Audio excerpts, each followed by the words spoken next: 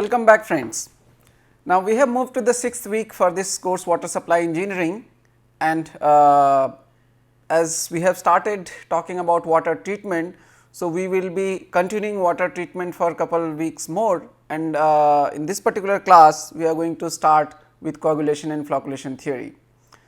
So we have been discussing conventional treatment system, and so far we did talk about the sedimentation and aeration units. This particular class will be focused on coagulation flocculation process, and moreover we will be discussing theory of the coagulation flocculation process. So, what we are going to discuss is what are the different types of particle in water and their settling behavior. We will talk about the why it is difficult to remove colloids, why they are considered stable in water, and then we will move on to the coagulation and flocculation process and the mechanisms through which the particles are removed or particles are processed in a coagulation flocculation process. So, to begin with, let us discuss what we read so far. So, the screening process which is basically for the removal of large floating and suspended materials, and it is mostly used at intake site and not the treatment plant, as we discussed earlier. We did study aeration also in the previous week, which is an optional unit and may not be provided if target impurities are not present in the water. And what are the target impurities for that? It is basically the color and odor producing the organic compound VOCs or some of the dissolved gases like CO2, H2S, etc., or if we want to have the oxidation of iron and manganese, then we can aim aeration. So, if we are not having these kind of impurities, we may in fact avoid aeration as well. What else we study is sedimentation, which is for the removal of suspended sediments of generally specific gravity greater than 1. So, which are heavier than water, so that they can settle in the water. Now, we did study the concept and application of sedimentation units, but in fact the plane or the primary sedimentation is generally not provided in most of the cases in conventional water treatment systems. It is not that sedimentation is not provided, sedimentation is one of the very important units of any water treatment facility, but what we are saying is that plane or primary sedimentation is generally not provided. Instead, settling unit is provided after coagulation flocculation process, which is basically the chemical assisted settling. Okay. In many conventional treatment systems, in fact the coagulation flocculation, not coagulation, in fact the flocculation and the sedimentation basin is combined. Okay. So, we do combine the flocculation unit and the settling unit, okay, and then we call that as a clariflocculator, which we will be discussing in one of the later lectures in lecture number 30. So, coagulation flocculation process, we generally name them together because these are successive steps, although these two are the different processes. Coagulation is separate thing, flocculation is separate, but since these are done in succession, because without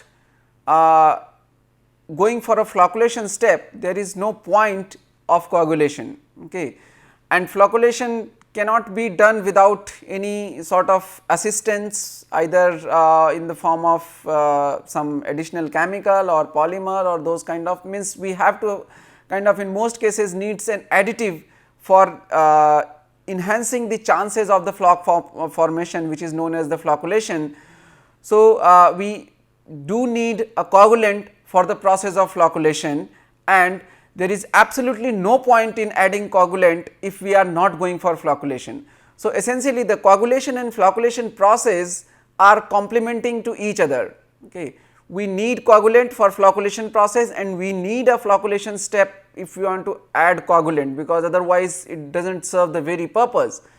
So, as a result we basically study and usually combine them together for study purpose. So, we call that coagulation and flocculation process, which are in fact successive step, and they intend to overcome the forces that are stabilizing the fine suspended and colloidal particles and then allow them to settle. So, what eventually happens that we in the coagulation flocculation step we add a coagulant. Okay, there are impurities or solid particles, very fine solid particles or colloidal particles which are present in the water.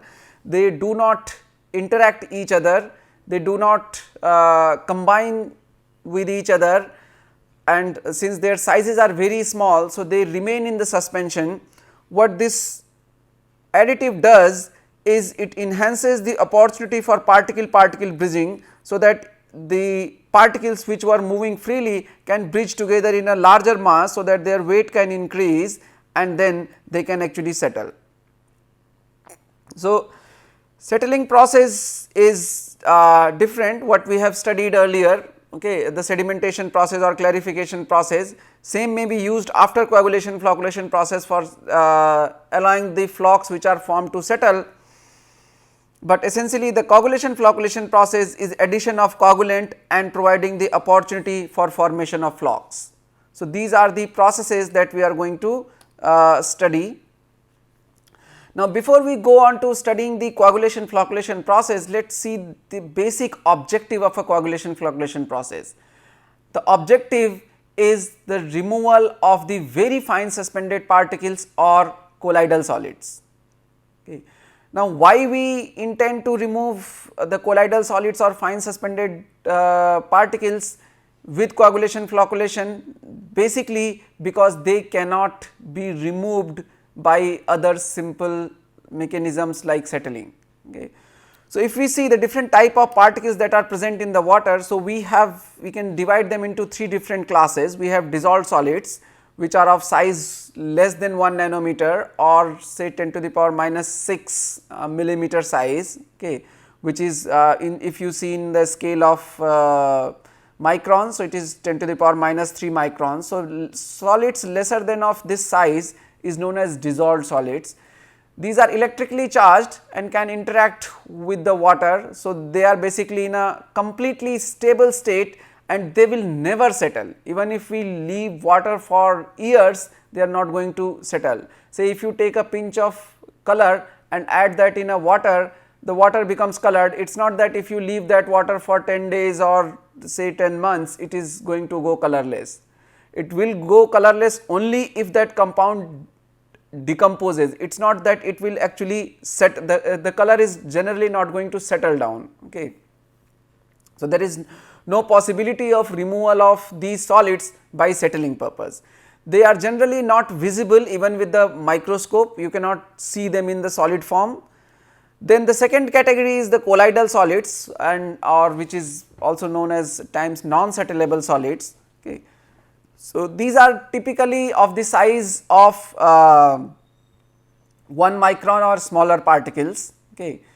So, they are of kind of 1 to 1000 nanometer, which is say 1 micron size. They do not dissolve in water. Okay. So, they remain in a distinct solid phase in the water, but they are electrically charged and as a result they have a repulsive forces which does not allow them to basically form agglomerates. Okay. So, because the size is so small, they will not settle in water and they generally cannot be removed even by simple filtration alone. Okay.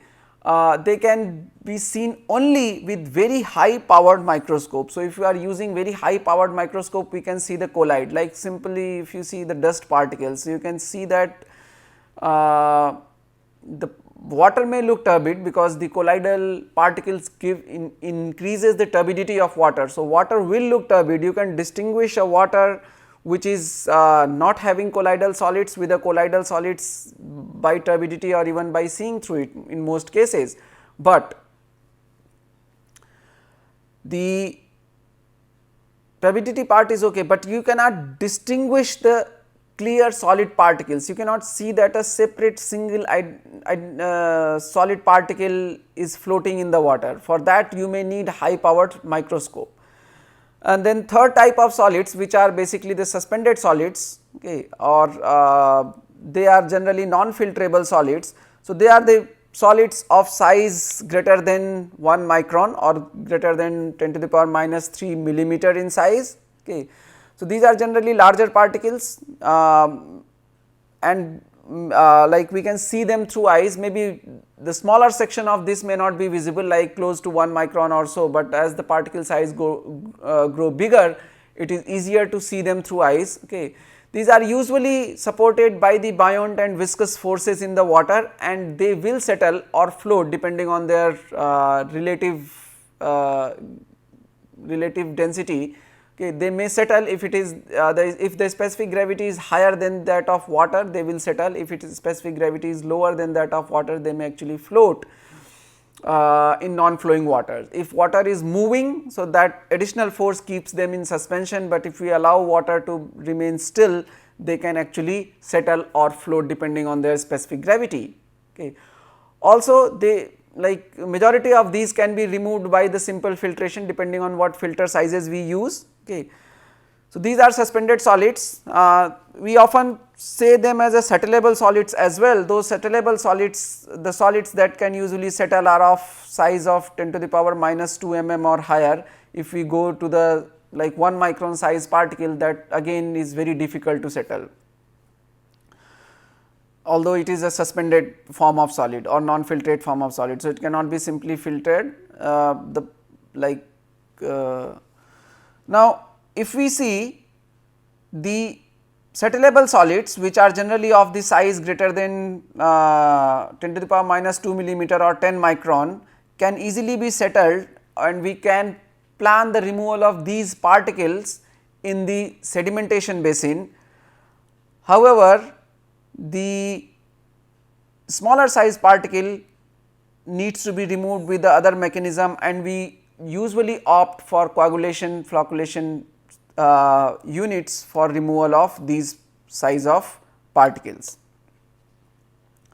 Now, why these size of particles do not settle, okay, or do not interact, or why they are stable in the aqueous mediums, is generally because of the charge that they have, okay, and this charge make them make these particles like repel each other, so that the particle cannot bridge together, cannot basically come and form flocks or agglomerates together. So, if you see these typical particles, like take an example of clay. Okay. So, clay particles, the surface of clay particles are traditionally negatively charged. So, we will have electronegatively charged particles over here. Okay.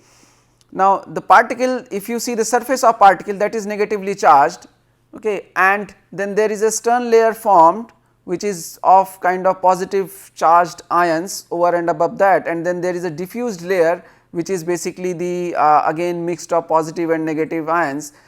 So, this, because of the two different layer, the stern layer and diffuse layer, we call this a double layer formation. Okay.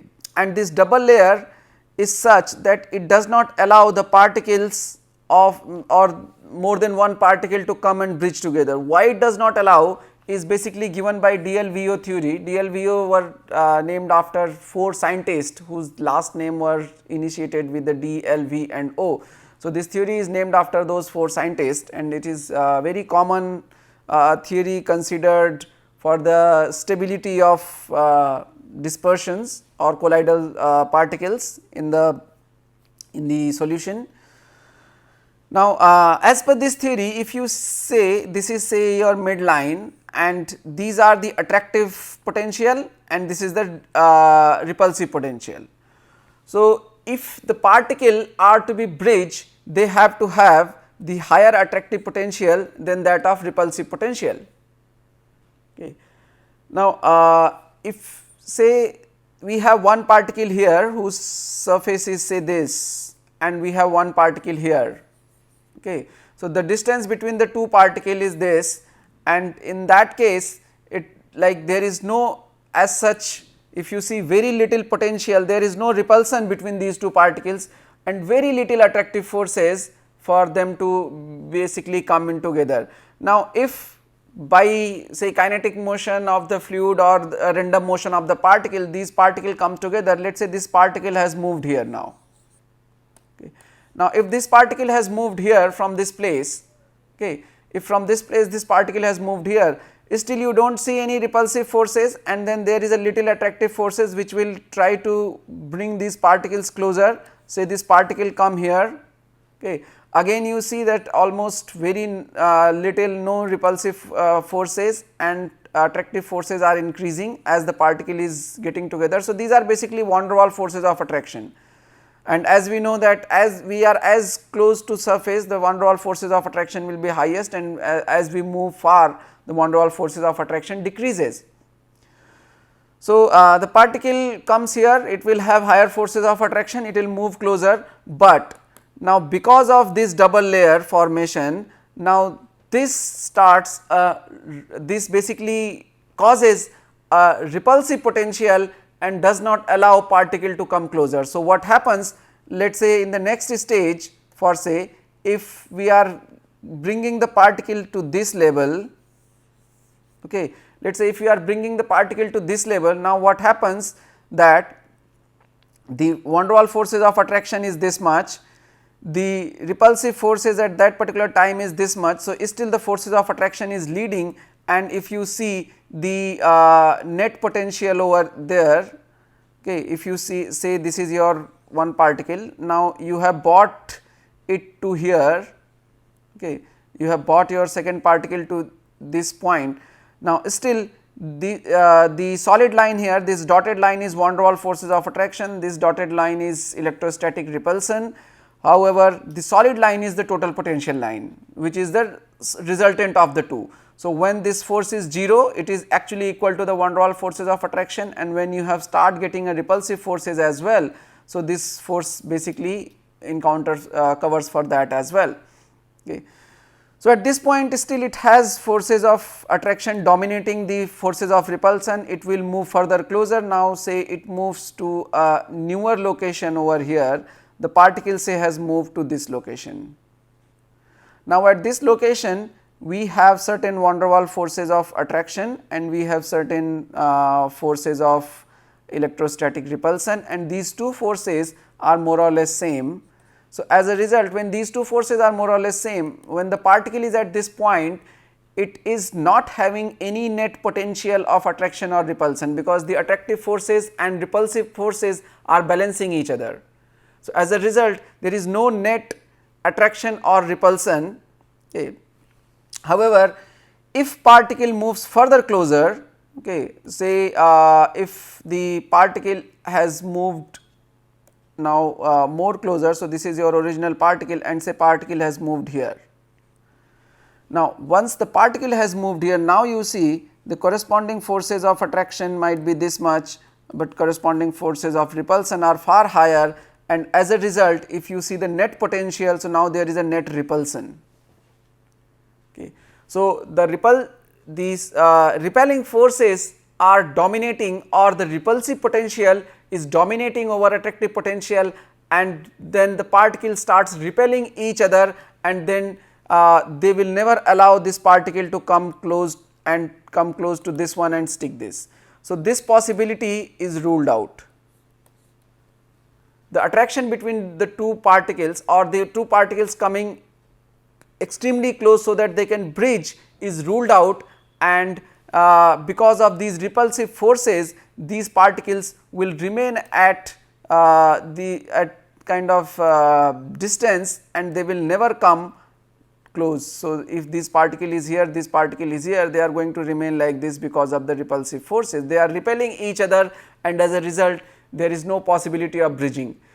And as we discussed, the particle sizes are very small, and if they are not bridging, they will remain in suspension, because they do not have enough weight to settle. So, the gravitational forces are not enough to cover for the buoyancy and drag forces, so that it can settle, and as a result they remain in the suspension for very large period of time because of this size issue. So, if you see like the settling behavior of different size of particles in water, so the particles of say if you typically take a spherical particle, so spherical particles of diameter 10 mm, which is say the nature of particle is gravel, will settle very quickly in just in a second it is likely to settle. For particle of size 1 mm, say this is sand particle, will typically settle in 10 seconds. Settle means covering 1 meter distance. This is the approximate time that will require for covering 1 meter distance, vertical distance in the water for the settling process.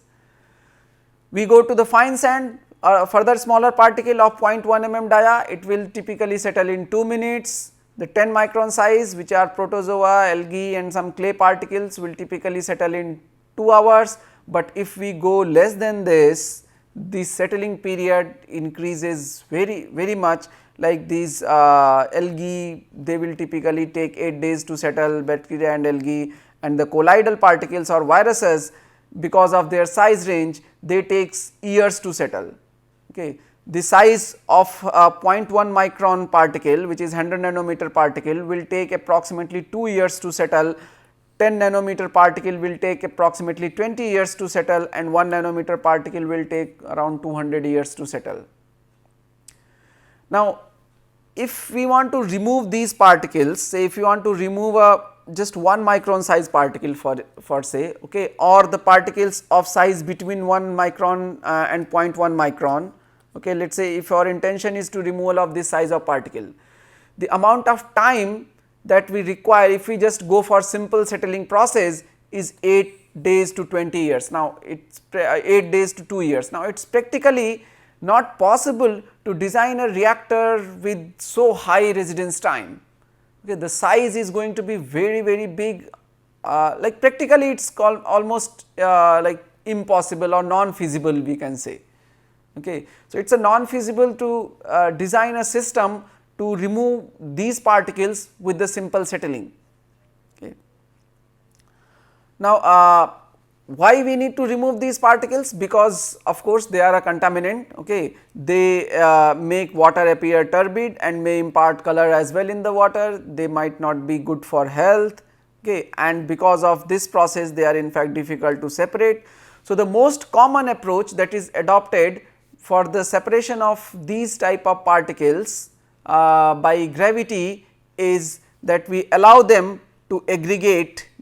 Okay, we allow them to aggregate and then grow in the size and settle, and how we are allowing them to aggregate? Through the process coagulation and flocculation. So, this is why the coagulation flocculation is considered a important step in the conventional water treatment plants. Okay, it is almost like any conventional water treatment plant will have a coagulation flocculation treatment units. Okay, if it is a in fact water treatment plant. In extreme cases, people just provide disinfection and nothing else, no treatment, no sedimentation, no coagulation flocculation. But if we are talking about a treatment of water or water treatment facility, then coagulation flocculation is normally kind of a must unit to have it there.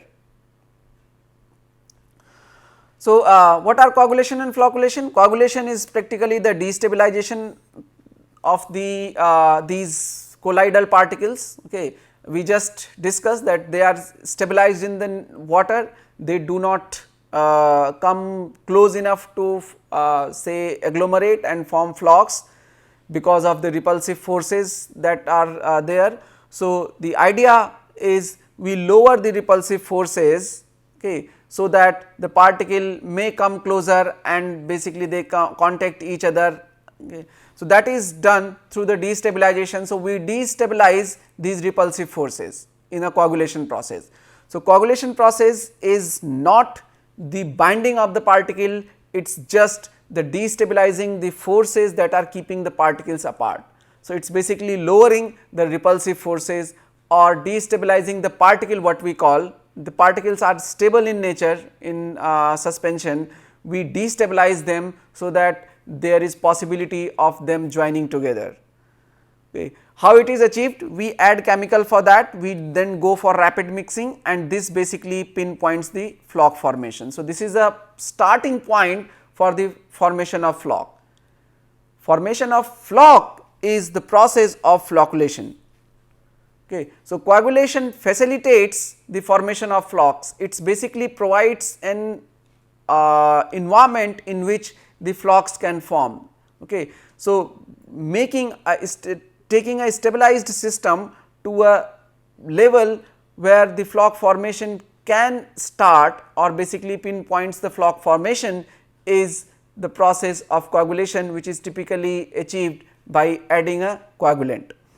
After that, we go for flocculation process, which is the process of bridging these destabilized colloid particles together to allow them to aggregate to a size where they will settle simply by gravity, and this is achieved through slow mixing, then growing the flocks, and maybe we can increase the diameter, so that like when the flocks grow, the overall particle dia increases, and then settling velocity increases and they can settle together. As we were just we discussed in earlier lecture that flocculant settling has higher settling velocity. So, if we see the coagulation and flocculation process essentially, okay. So, the coagulation process is there are stable colloids which are basically not having an opportunity to bridge. So, what coagulation does is it destabilizes these colloid particles and then allow them to basically start formation of the flocks.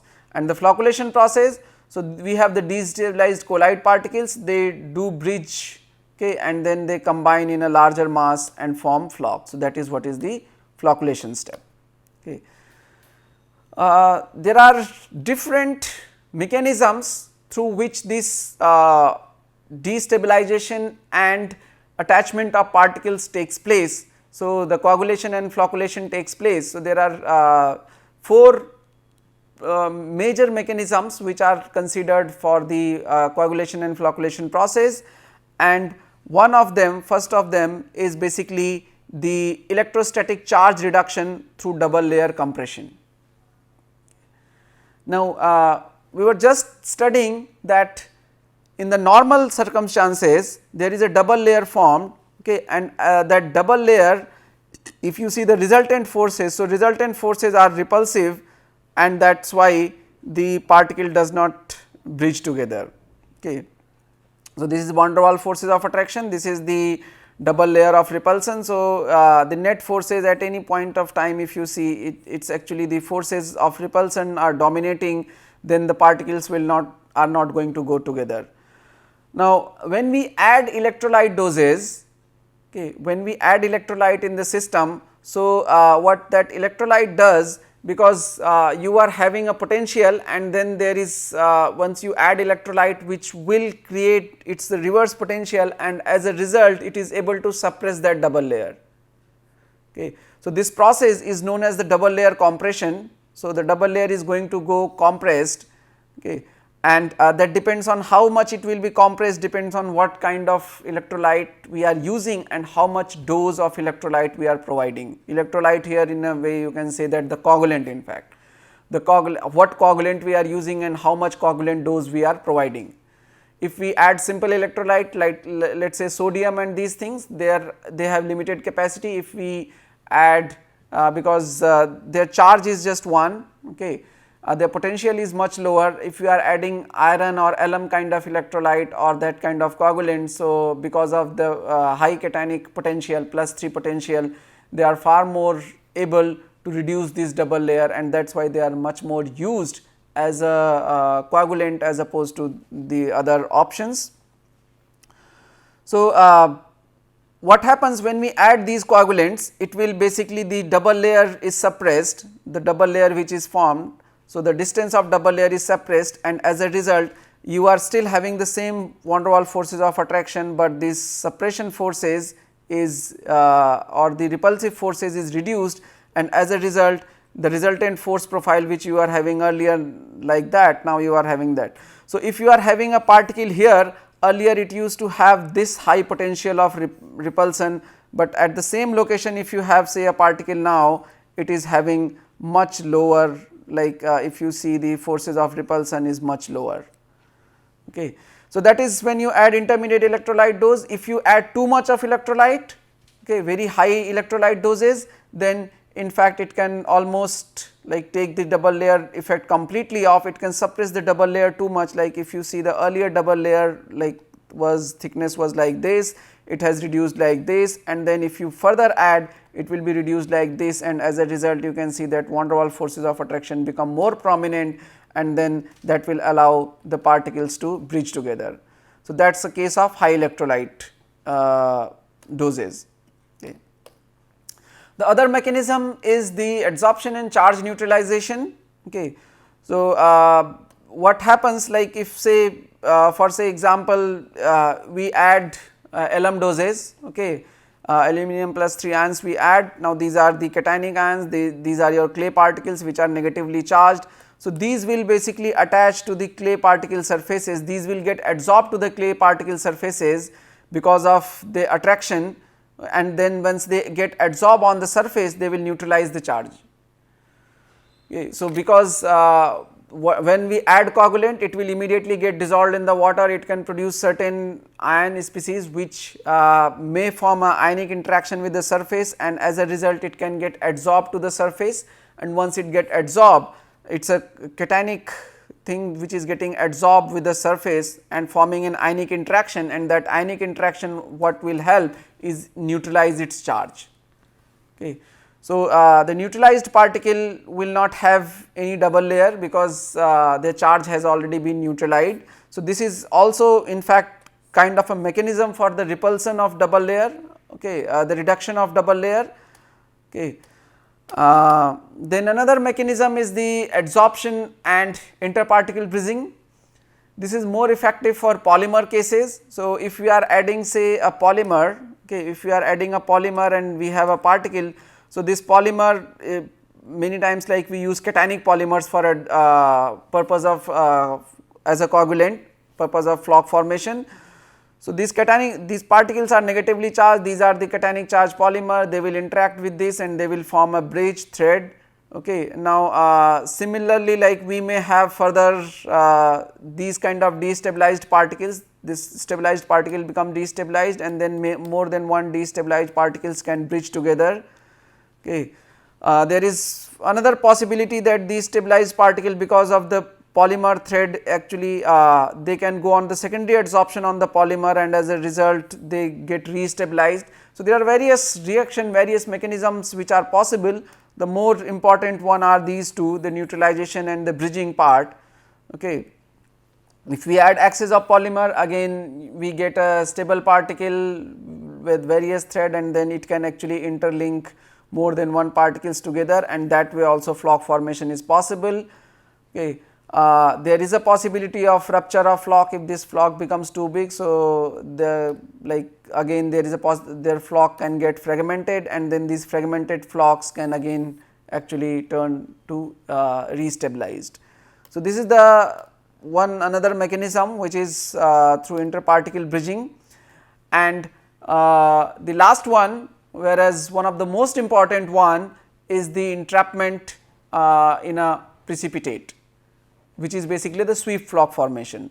So, the sweep flock formation is as such like if we are say add too much of colloid particle, too much of coagulant. So, these coagulants also form precipitate, and a large mass of precipitate will be formed in the water. Okay. If we say add aluminium, it will form AlOH whole thrice. If we add iron, so if it will form FeOH whole thrice. Now, these are the like precipitates, and these are when basically in a say basin you add the coagulant and large amount of precipitate is formed. Now, because of the heavier nature of these precipitates, they tend to settle, and once they tend to settle, whatever the turbid particles or colloidal particles are coming in their way, they will actually get entrapped or enmeshed in this flock. Once these flocks are formed in the water, so they will first thing is like when the formation starts, so there will be lot of surfaces available. So, there might be these colloids getting adsorbed on the surface. Even if they are not getting adsorbed, so when these come together and form bigger and bigger particles, so whatsoever impurity or whatsoever the colloid particles present, they will get enmeshed in that basically flocks. So, if this is say your flock mass, it might have various colloids within this, even if those colloids are not destabilized, and when these flocks try to settle, a larger mass try to settle say. So, in between if we are getting some colloid particles, so it keeps on enmeshing those, entrapping those particles and keeps on growing bigger and bigger, and by the time it settles, everything will actually settle along with these flocks.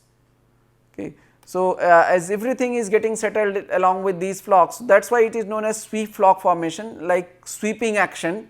Okay. So, if we have lot of dust and these things, we take a like we take a broom and sweep it together.